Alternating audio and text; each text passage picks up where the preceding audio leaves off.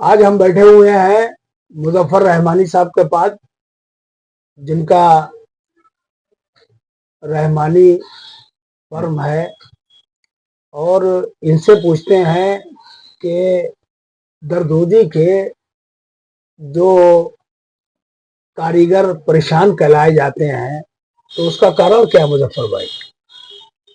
कारीगर परेशान इसलिए है कि थोड़ा मजदूरी कम है, लेकिन उतनी भी कम नहीं है। कारीगर जो है, असल में पहले खाली एक हफ्ते में एक छुट्टी हुआ करती थी, जुम्मे के रोज। अब कारीगर जुम्मे की बजाय शनिचर को भी छुट्टी करने लगा है, तो हफ्ते में सिर्फ 5 दिन काम करते हैं वो। अब 5 दिन में वो चाहते हैं कि हमारी पूरे 7 दिन की का पैसा हमको मिले, तो वो नहीं हो पाता है। तो उनको छुट्टी नहीं करना चाहिए, और इस वक्त महंगाई का दौर है, पूरा काम करना चाहिए। मुजफ्फर भाई, एक बात बताइए, पहले दरदोजी के कारीगर बहुत हुआ करते थे। आज वो हमने देखा कि जो दरदोजी के कारीगर, उनके माँ बाप उनको वो काम सिखा ही नहीं रहे हैं। वो कहते हैं कि परेशान बहुत रहते हैं। परेशान, आपने बताया कि वो पूरे सप्ताह काम नहीं करते हैं। तो अगर सप्ताह में काम करे तो ये कितने रुपए का काम कर लेते हैं? कम से कम 3500 रुपए का काम तो हो जाएगा एक हफ्ते में।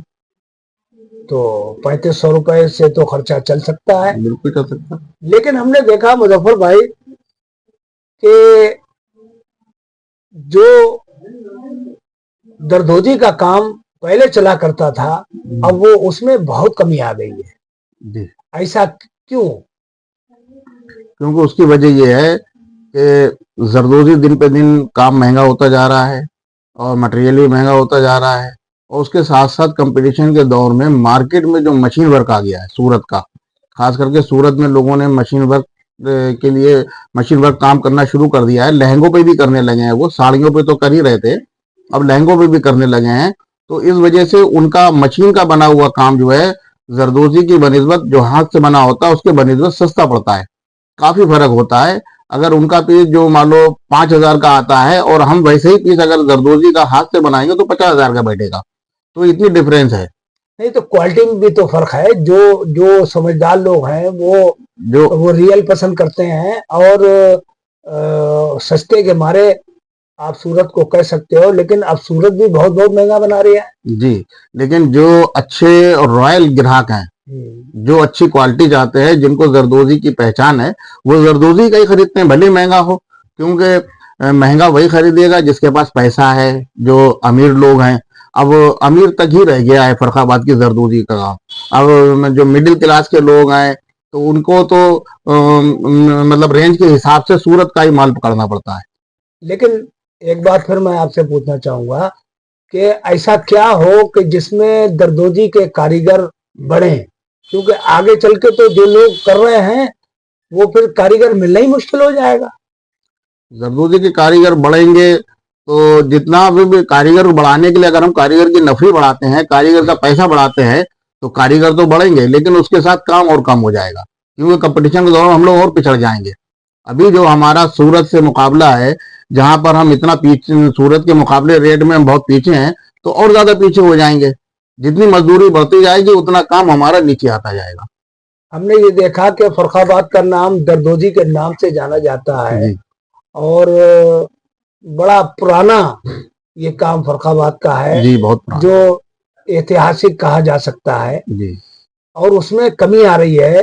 तो ऐसा क्या हो कि जिससे इसको बढ़ावा, सरकार ऐसी कौन सी ऐसी योजना लाए कि जिससे जो है इसमें यानी कि काम में उन्नति हो?